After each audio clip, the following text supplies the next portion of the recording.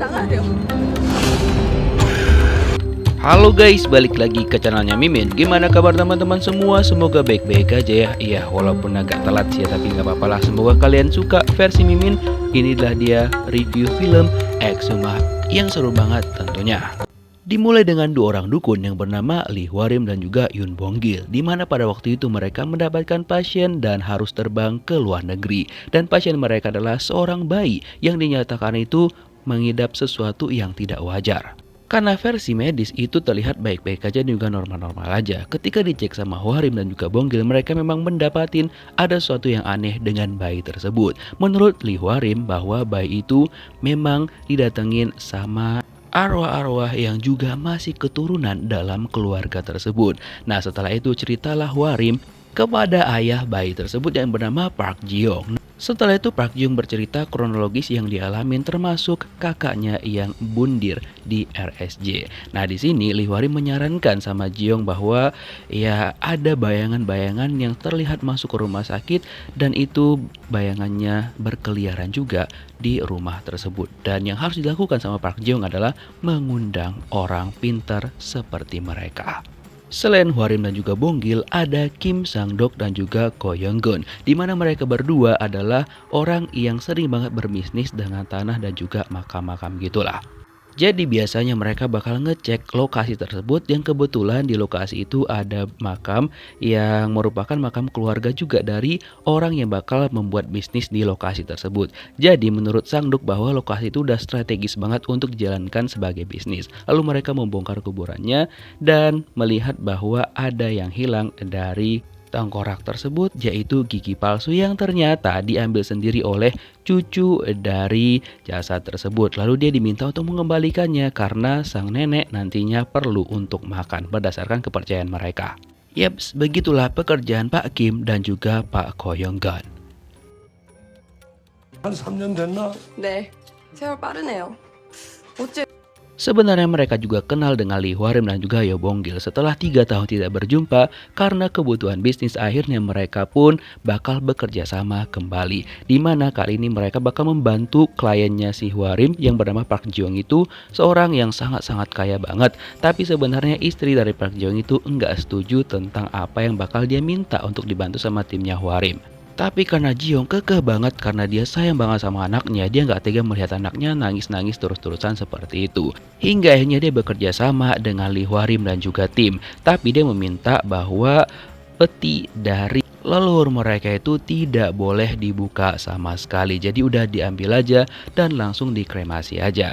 Cuma di sini ketika dicek lah sama Kim Sang-dok, Hwarim, Young-gun dan juga Bong-gil, mereka membongkar peti tersebut yang letaknya cukup jauh ya, di atas bukit banget. Jadi mereka agak heran kenapa diambil tanah di lokasi yang seperti ini gitu. Ditambah lagi ada yang aneh dengan batu nisannya tanpa ada nama. Hanya ada tulisan beberapa angka yang mirip dengan koordinat. Berdasarkan keterangan dari Park Ji-young bahwa tempat itu disarankan oleh seorang biksu yang bernama Gisune. Biksu itu adalah biksu yang dikenal banget sama nenek moyangnya dia. Tapi entah kenapa Pak Kim itu mau mundur dari rencana mereka karena dia pikir bahwa ini tuh nggak bisa mereka lakukan dan bakal berbahaya banget. Lalu Hwarim, Young-gun dan juga Bong-gil membujuk Pak Kim karena ini tuh proyek besar banget dan mereka juga bakal dibayar dengan harga yang tinggi banget sama Park Ji-young. Cuma Pak Kim ini ragu banget dan hingga dia dibujuk lah sama Park Ji-young. 제 아들 좀 살려주세요.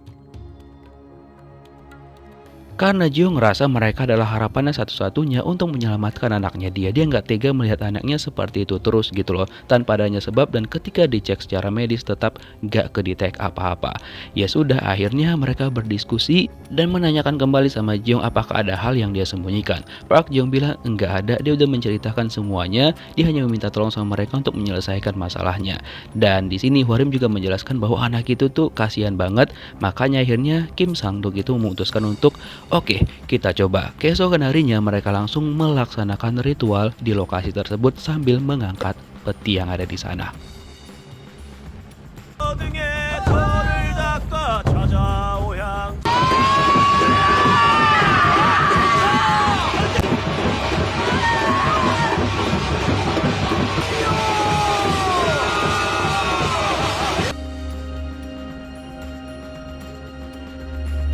Setelah digali sama mereka, akhirnya peti yang mereka maksud itu mereka temukan dan akhirnya mereka keluarkan peti tersebut dan mereka angkut dari sana. Tapi peti itu ada yang aneh karena bentukannya itu berbeda dengan peti-peti lainnya karena terbuat dari pohon kasturi dan juga biasanya itu digunakan sama keluarga kerajaan. Tapi mereka tidak terlalu memikirkan hal itu, mereka langsung mengangkut petinya dan membawanya ke tempat kremasi. Tapi ketika itu kan seorang penggali lubang yang ada di sana tiba-tiba mendapatkan sesuatu yang aneh. Orang-orang mendengar suara teriakan dari ular yang berkepala manusia.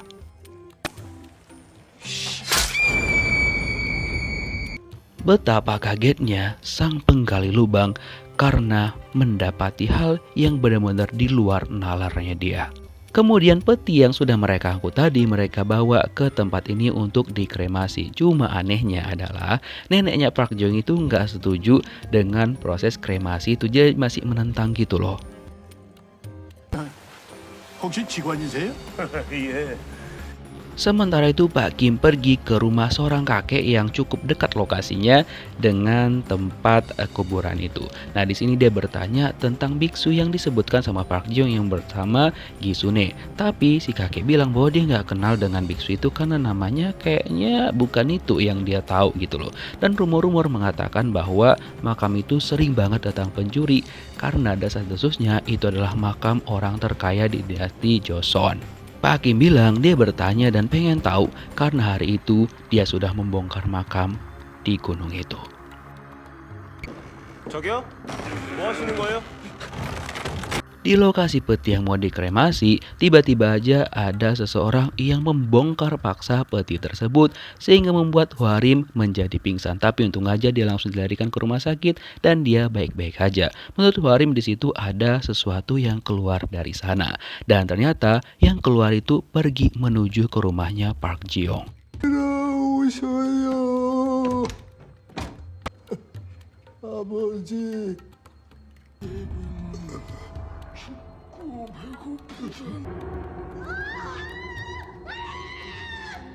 Karena diizinkan masuk sama si kakek tadi, alhasil si kakek itu pun jadi terjatuh dan pingsan. Nah sementara itu arwahnya pergi ke tempatnya Park Ji Young sekarang. Nah mengetahui hal itu, Hwarim mencoba untuk melakukan ritual untuk mendatangkan arwah tersebut untuk masuk ke tubuhnya Yoon Bong-gil. Dan akhirnya mereka berhasil, arwah tersebut sekarang masuk ke tempatnya Bong-gil dan ditanya-tanyalah sama Lee Hwarim. 봉기라 오지 마! Kata si arwah keinginannya adalah dia pengen pergi bersama dan membawa anak-anak dan juga cucunya dia. Makanya dia melakukan hal itu. Nah tapi cuma bentar aja si arwah itu singgah di tubuhnya Bong-gil. Karena setelah itu dia pergi ke tubuh Park Ji Young. Nah ketika itu kan Ji Young nerima telepon dari Pak Kim. Cuma informasi yang dia terima itu cukup aneh. Dimana Pak Kim nyuruh dia itu untuk pergi keluar melalui jendela, agak nggak masuk akal ya kan. Padahal jendela itu kalau dia keluar itu dia bakal jatuh ke bawah beberapa lantai. Jadi ketika dia ngerasa yang aneh, pas dia lihat ke belakang, inilah yang terjadi. Pak Kim yang juga kebetulan pergi ke sana, dia melihat bahwa Ji Young itu memang ada yang aneh dengan sikapnya. Dan setelah itu Park Ji Young langsung muntah. Tapi ketika itu harusnya kan arwah itu udah keluar dari tubuhnya Ji Young, tapi ternyata tidak sama sekali. Di sini si arwah itu membohongin Pak Kim dan kepala Ji Young itu terputar 180 derajat hingga akhirnya dia terpental seperti ini. Betapa kagetnya Pak Kim. Setelah itu si arwah sekarang pergi ke Amerika, lokasinya untuk anaknya Park Ji Young. Jadi sekarang itu Pak Kim mencoba untuk memperingatkan neneknya Ji Young agar kremasinya itu segera dilakukan gitu loh. Nah akhirnya neneknya Ji Young itu memutuskan oke, lakukan aja karena demi kebaikan keluarganya, terutama cucunya dia. Karena anaknya Ji Young itu udah digangguin sama si arwah. Tapi apalah daya, Jiong tidak bisa diselamatkan dan akhirnya dia meninggoy. Tapi untung aja anaknya Jiong itu berhasil diselamatkan setelah kremasi itu benar-benar berhasil dilakukan. Nah, keesokan harinya Pak Kim bertemu dengan sang penggali lubang dan dia menceritakan semuanya hal aneh yang dia temukan. Ketika itu dia bertemu dengan ular berkepala manusia. Dia meminta untuk diselamatkan sama Pak Kim. Pak Kim langsung bergegas pergi ke lokasi tersebut lagi karena dia penasaran dengan apa yang dibilang sama si penggali lubang itu. Lalu dia mencoba gali lagi dan benar aja dong, dia menemukan sesuatu yang benar-benar aneh banget di sana. Dia menggali terus-terusan karena dia benar-benar penasaran apa sebenarnya yang ada di sana, hingga dia mendapati bahwa masih ada peti lagi. Jadi itu kayak pemakaman ganda gitu loh. Lalu dia menghubungin Hwarim, Yeonggeun dan juga Bonggil untuk ngebantu dia di sana. Nah, betapa kagetnya mereka, dan sebenarnya Hwarim gak setuju kalau misalkan peti itu mereka bawa dari sana karena itu cukup berbahaya banget dan mereka gak tahu apa yang ada di dalam itu. Tapi Pak Kim bilang ini untuk kebaikan semua orang, jadi mereka harus ngebawa peti itu. Ya sudah, mereka pun ngebawa peti itu dan Pak Kim pergi ke tempat si kakek yang dia temuin kemarin untuk meminta bermalam di sana karena nggak mungkin juga mereka ngebawa peti itu malam-malam gini dong ya kan. Lalu mereka amankan peti itu dengan membuat secara keliling beras ketan dan juga berat dari kuda. Ya hitung-hitung untuk jaga-jaga kalau misalkan nanti ada sesuatu di sana. Lalu mereka bertanya sama neneknya Jiong apa sebenarnya yang terjadi. Nenek Jiong bilang bahwa dia juga nggak tahu apa-apa. Bahkan dia bingung kok tiba-tiba ada makam lain di dalam tanah tersebut, di dalam peti dari ya keluarganya gitu loh. Dan ketika dicek sama Hwarim, foto dari kakeknya Jiong di sebelahnya ada bayangan dari yang kemungkinan yang berada dalam peti tersebut. Nah, jadi mereka memutuskan pada malam itu untuk menginap di sana dan akhirnya mereka beristirahat. Tapi ketika mereka lagi tidur, khususnya Bonggil itu kayak ketindihan. Jadi seperti ada seseorang yang berada di atas tubuhnya dia sehingga dia sulit bergerak, lalu dia membaca doa-doa hingga akhirnya dia terbebas dan dia penasaran sebenarnya apa yang terjadi. Lalu dia keluar dan memeriksa kandang babi karena kebetulan waktu itu kayak ribut banget gitu loh. Dan ketika dia cek di sana, betapa kagetnya dia.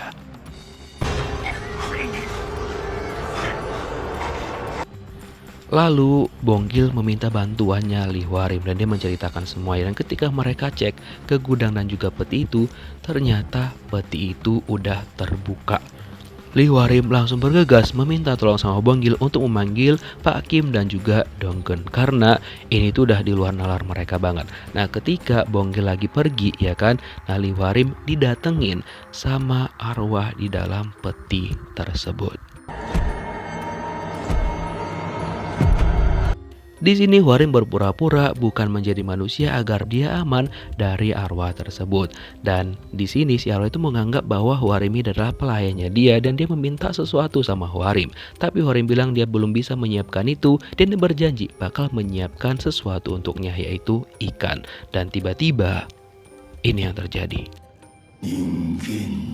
Dan ketika dia pergi ke arahnya Hwarim, tiba-tiba aja ada doa-doa yang terbaca dan dia menjadi api, lalu pergi meninggalkan mereka. Dan ketika mereka melihat api itu, Hwarim, Sangdok, dan juga Yeonggeun mereka seperti melihat sesuatu masa lalu yang pernah mereka lakukan, terutama juga masa lalu dari orang yang di dalam peti itu. Setelah dia pergi, mereka langsung berusaha menyelamatkan Bonggil. Lalu mereka langsung bawa ke rumah sakit dan untung aja Bonggil itu gak kenapa-napa walaupun sebenarnya dia agak kritis sih. Lalu Hwarim mengundang kakak dan juga keponakannya Bonggil untuk menjaga di sana dan dia mengajak mereka untuk bermain game hantu. Nah, ketika mereka lagi bermain game itu, Hwarim sengaja mengundang si arwah itu untuk masuk ke dalam tubuhnya Bonggil. Nah, disinilah Hwarim bertanya sebenarnya apa tujuan dari si arwah itu dan mengapa dia melakukan hal itu. Cuma si arwah itu kayak kesel dan dia nggak mau menjawab dan dia bilang bahwa dia di sini untuk mempersembahkan tubuhnya Bonggil. Hwarim nggak percaya dan di sini Kakak Bonggil tuh nggak setuju kalau misalkan hal itu dilakukan dan juga dilanjutkan karena cukup berbahaya, apalagi mereka nggak tahu siapa orang itu. Cuma Warim harus dan mau nggak mau harus melakukan itu. Sementara itu Pak Kim pergi lagi ke tempat si kakek tadi dan dia menemukan sebuah kapak kayu dan dia pergi lagi ke lubang itu untuk menuntaskan rasa penasarannya. Dia langsung terus menggali lubang tersebut dan akhirnya dia menemukan sesuatu. Setelah itu dia pergi menemui Hwarim dan juga Yeongun. Jadi di sini dia tuh kayak minta untuk membantunya karena dia menemukan sesuatu yang aneh di dalam makam itu. Cuma di sini kayak Yeongun tuh malas dan dia tuh nggak mau melakukan hal itu gitu. Ditambah lagi kan sekarang Bonggil tuh keadaannya kayak gini. Dan ketika itu Bonggil tiba-tiba kritis dan langsung dicek sama dokter. Disinilah Hwarim mengetahui ada sesuatu hal di mana si arwah itu ketika menyerang mereka dia menghindarin tato-tatonya Bonggil. Dan ketika mereka cek tato-tato itu kan tulisannya kayak jimat gitu, sehingga ketika mereka pergi ke sana keesokan harinya, Sangdok, Hwarim dan juga Yeongun mereka memakai tato yang sama dengan Bonggil agar mereka itu aman ketika mereka pergi lagi ke makam tersebut. Nah, sampailah mereka dan mereka mencoba memancing si arwah itu dengan menebarkan ikan-ikan di sana. Lalu mereka menunggu hingga malam hari dan mereka pun menyusun rencana untuk menjebak si hantu itu. Sedangkan Bonggil itu juga dijaga sama kakaknya dan juga keponakannya sambil menempelkan jimat-jimat juga agar aman dan tentram gitu. Hingga tibalah di dini hari, di situ akhirnya mereka mendapati bahwa ikan yang mereka pancing tadi beneran diambil sama si arwah. Dan arwah itu ternyata masih masuk ke dalam tubuhnya Bonggil, kayak terkoneksi gitulah. Dan sekarang gilirannya Lee Hwarim untuk beraksi dan mendekatin lubang makam tersebut dan akhirnya dia mencoba berkomunikasi sama si arwah. Jadi di sini itu Hwarim bertindak sebagai pemilik ataupun penghuni dari lokasi tersebut. Itu dilakukan untuk mengulurkan waktu. Sementara itu Pak Kim dan juga Yeongun mencoba untuk menggali lubang itu lagi. わしを南山の神宮ではなは引き続き北へ向かわねばならん。備えを Tapi penguluran waktu yang diberikan sama Lee Hwarim itu tidak bertahan lama karena si arwah itu juga udah curiga sama Hwarim. Ditambah lagi hal yang disampaikan sama Pak Kim kepada Hwarim dan juga Yeongun, mereka nggak menemukan sama sekali apa yang ada di lubang tersebut dan mereka hampir putus asa. Dan sekarang Hwarim tiba-tiba aja diserang sama si arwah karena dia marah banget karena dia tahu dibohongin sama Hwarim. Tapi Hwarim dilindungin sama ibunya sehingga dia tidak bisa mendekati Hwarim. Seperti biasa ketika dia terdesak, dia menjadi api dan langsung pergi berkeliling. Dan ternyata dia pergi ke arah Pak Kim dan dia beneran mendekati Pak Kim. Dan di sini dia itu benar-benar pengen menghabisi Pak Kim. Tapi Pak Kim apakah dia takut? Tentu tidak. Dia langsung menghadapin si arwah itu dan bilang bahwa dia bakal menghancurkan si arwah karena dia tahu apa kelemahan dari si arwah ini. Karena Hwarim dan juga Yeongun khawatir banget dengan Pak Kim, mereka mencoba melemparkan darah kuda kepada si arwah sehingga dia akhirnya terbakar. Begitu juga hal yang sama dirasakan sama Bonggil karena mereka itu seperti terkoneksi. Dan ketika Hwarim dan juga Yeongun pengen menyelamatkan Pak Kim, inilah yang terjadi. 빨리 나가야 돼요. Hwarim dan juga Yeongun diserang sama si arwah, tapi ketika itu Hwarim mendapati masa lalu dari si arwah itu. Dan di sini Pak Kim belum menyerah karena dia tahu kelemahan dari arwah itu.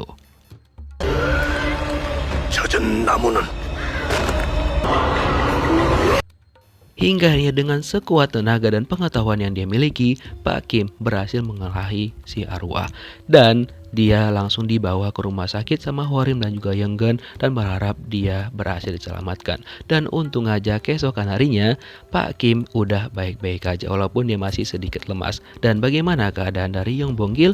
Yeps, dia sekarang sudah lebih sehat dan juga sudah mulai bisa berjalan.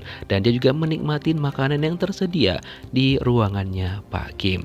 Jadi mereka berempat itu benar-benar selamat dan menjalani kehidupan mereka seperti biasa.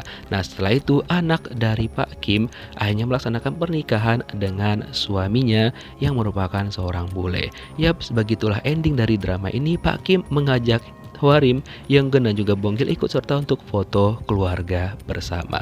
So, kira-kira gimanakah menurut kalian? Menurut Mimin ini recommended banget, apalagi ditonton secara langsung yang benar-benar menegangkan banget. Thank you for watching guys, see you next video, bye bye.